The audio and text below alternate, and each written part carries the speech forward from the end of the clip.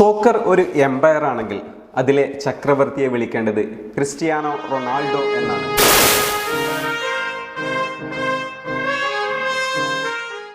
ലാലിഗയിലും premier ലീഗിലും സീരിയയിലുമെല്ലാം ഗോളടിച്ചു കൂട്ടി അവസാനം Saudi ലീഗിലേക്ക് കാലെടുത്ത് വെച്ചപ്പോൾ നെറ്റി ചുളിച്ചവർ ഇപ്പോൾ വാ പൊളിക്കുകയാണ്.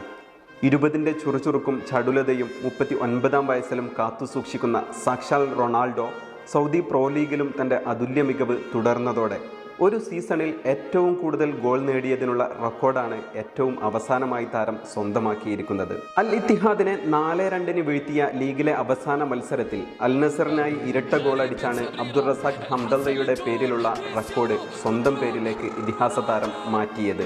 2019 സീസണിൽ അൽ നസറിനായി 34 ഗോളടിച്ച ഹംദല്ലയെ മറികടന്ന ക്രിസ്ത്യാനോയുടെ പേരിൽ 35 ഗോളുകളാണ് നിലവിലുള്ളത്.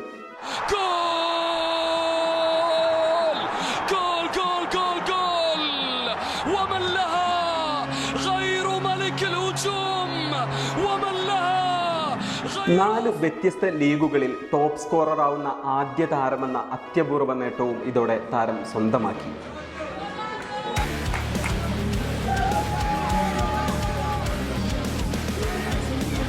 മൂന്ന് തവണ സ്പാനിഷ് ലാലിഗയിൽ ഗോൾഡൻ ബൂട്ട് നേടിയ ക്രിസ്റ്റിയാനോ പ്രീമിയർ ലീഗിൽ 1 തവണയും ഇറ്റാലിയൻ സീരിയയിൽ 1 തവണയും ടോപ്പ് സ്കോററായിരുന്നു. ഞാൻ റെക്കോർഡുകളെ പിന്തുടരുകയല്ല, റെക്കോർഡുകൾ എന്നെ പിന്തുടരുകയാണ് എന്നായിരുന്നു ക്രിസ്റ്റിയാനോ റെക്കോർഡ് നേട്ടത്തിന് പിന്നാലെ സാമൂഹ്യ മാധ്യമത്തിൽ കുറിച്ചത്.